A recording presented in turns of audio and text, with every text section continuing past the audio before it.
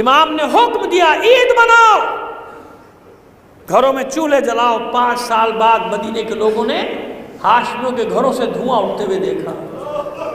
جب امام نے عید منانے کا حکم دیا تو میں اور آپ کون ہیں کہ وہ عید کا دن شروع ہو جائے پھر بھی لگے ہوئے ہیں؟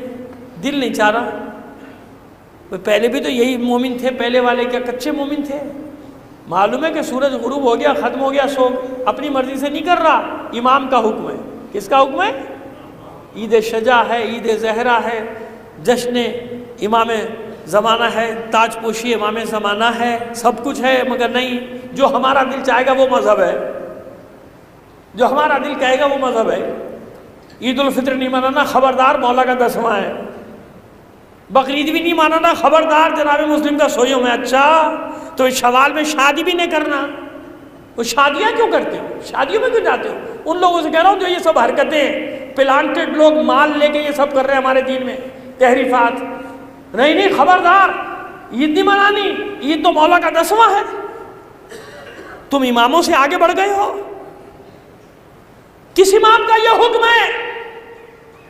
تو پھر چہلم تک شادیاں کیوں کرتے ہو؟ ابھی امام کا چہلم نہیں ہوا، شادی کیوں کر رہے ہو؟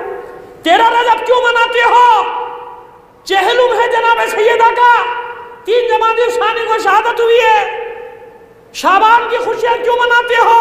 25 رجب کو 7واں امام باب العوائد شہید ہوا، پورا سال شہادتوں سے بھرا ہوا ہے، لیکن سازش کیوں؟ کیونکہ عید بقرعید وہ دن ہے کہ سارے مسلمان مل کے بناتے ہیں۔ یہ وہ بدبخت سامراجی ایجنٹ ہیں جن کی ڈیوٹی یہ ہے کہ شیعوں کو آئسولیٹ کر کے مسلمانوں سے الگ کر دو، تنہا کر دو، تاکہ وہ کہیں کہ جی ان کی تو عید بھی نہیں ہے، ان کا تو بقرعید بھی نہیں ہے، ہمارا ان سے کیا واسطہ؟ سمجھ میں آ رہی ہے سازش؟